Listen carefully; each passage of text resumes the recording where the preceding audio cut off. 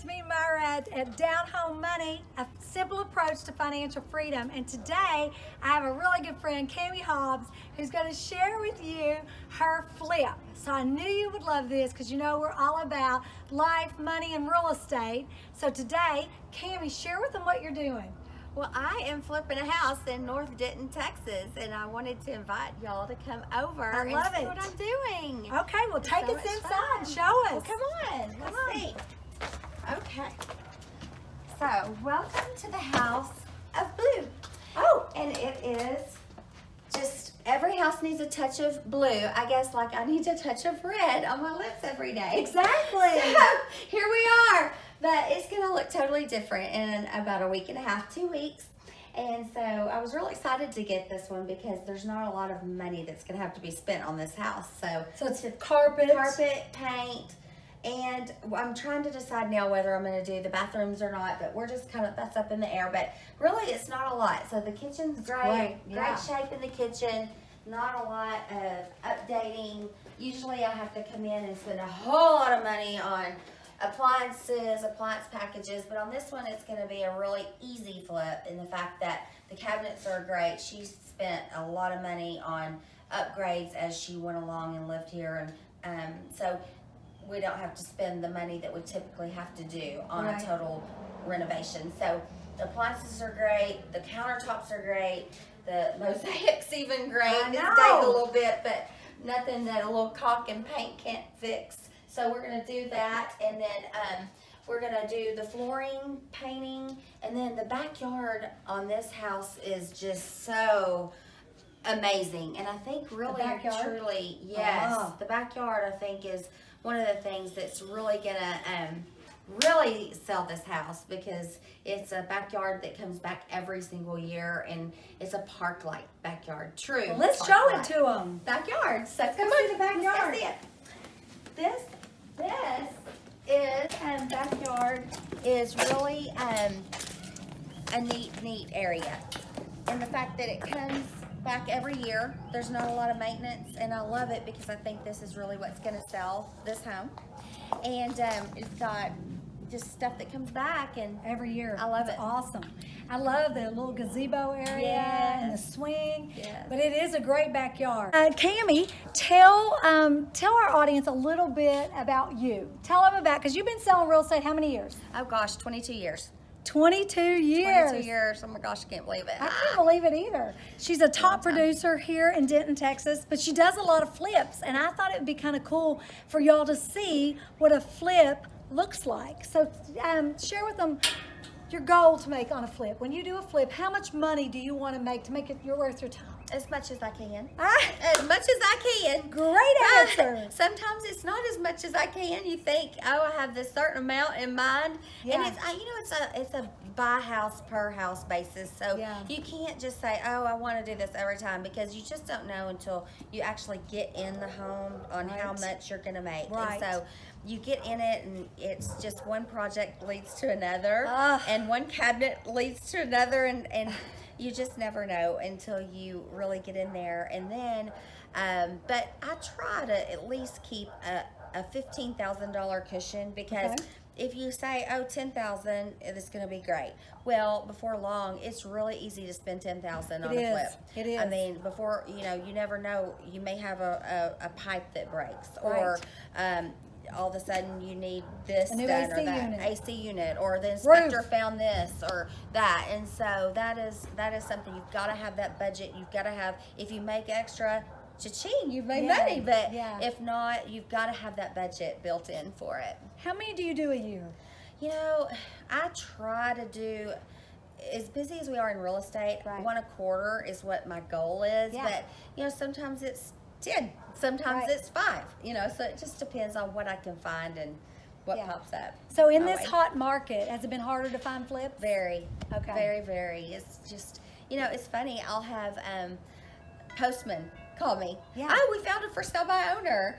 Or my nail salon. Oh, I have a lady that's going to a nursing home. You might want to call her and see if she wants to sell her I home. love You know, that. so Don't you love it's that people just your name comes up, referrals. Yes. And that's the best compliment I think you can ever get is just your source of referrals. Yeah.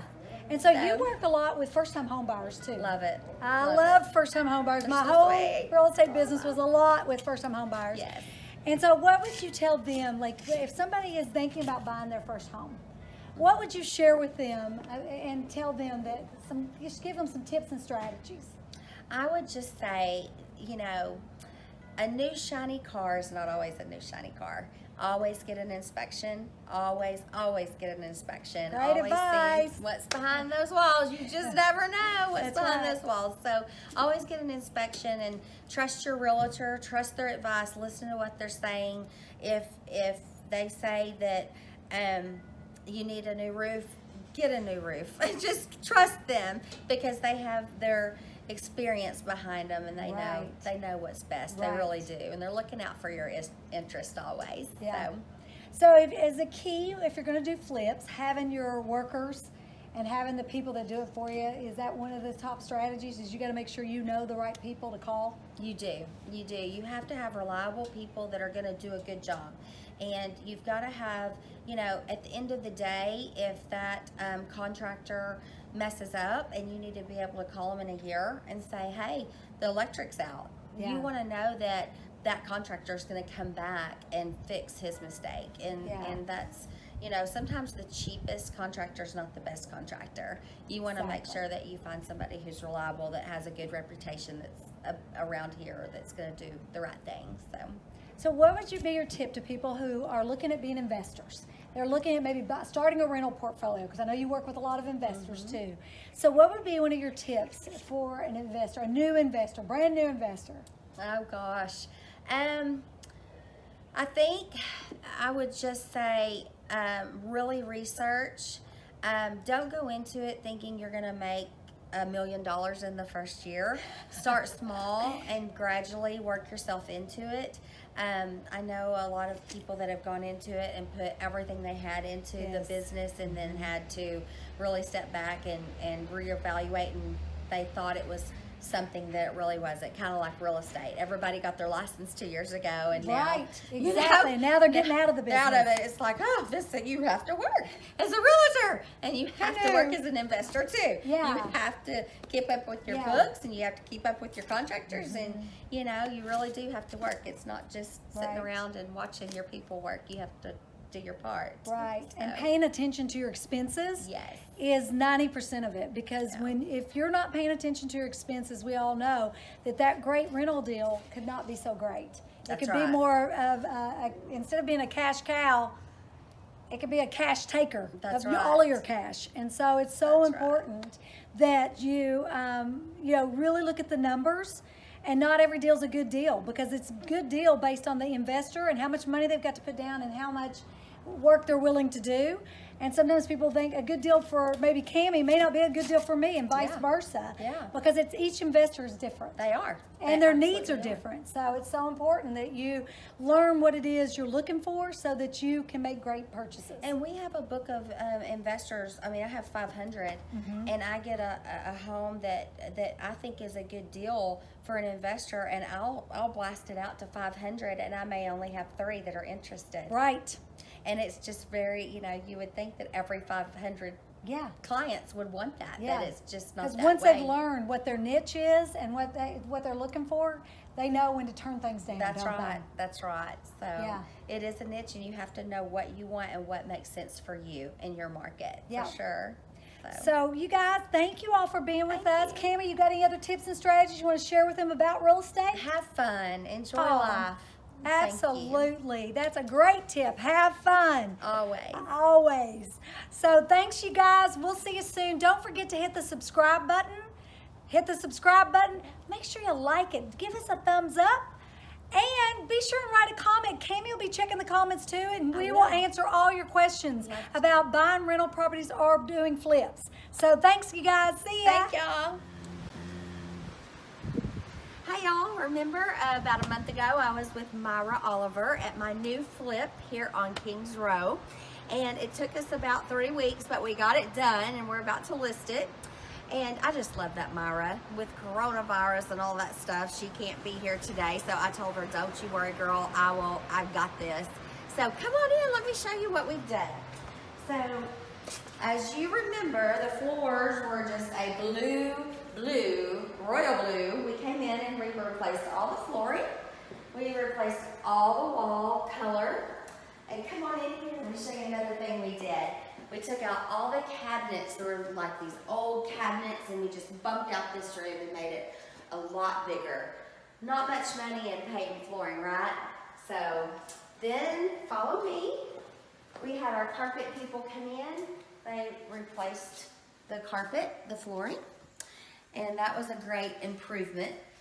We went into this bathroom. We thought, you know, it doesn't look bad, but let's just put some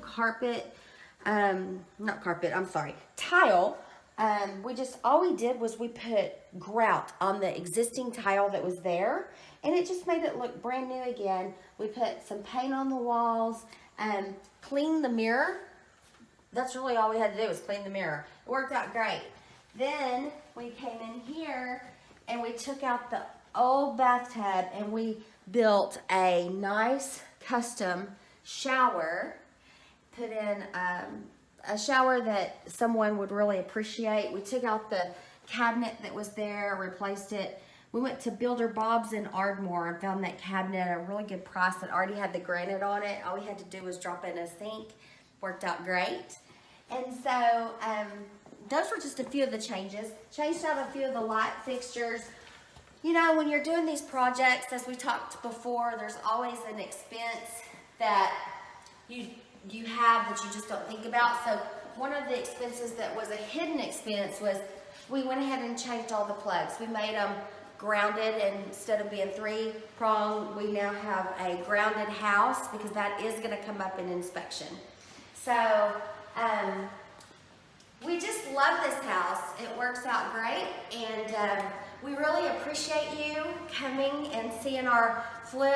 I'm so glad that you were able to watch us. We love Down Home Money.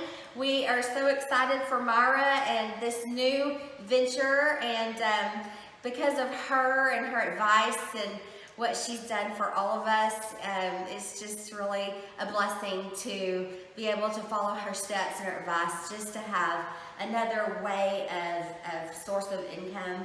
You spend a little and make a lot. We bought this property, I want to say it was $175.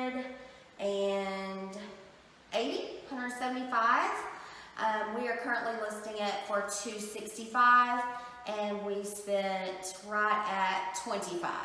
So at the end of the day, it'll be a really good profit. So we really are excited. Y'all subscribe. Thumbs up to Down Home Money, and y'all subscribe, and don't forget that, because it's really a good way to make money by watching Down Home Money. Thank y'all. Bye-bye. Have a great day. Be blessed.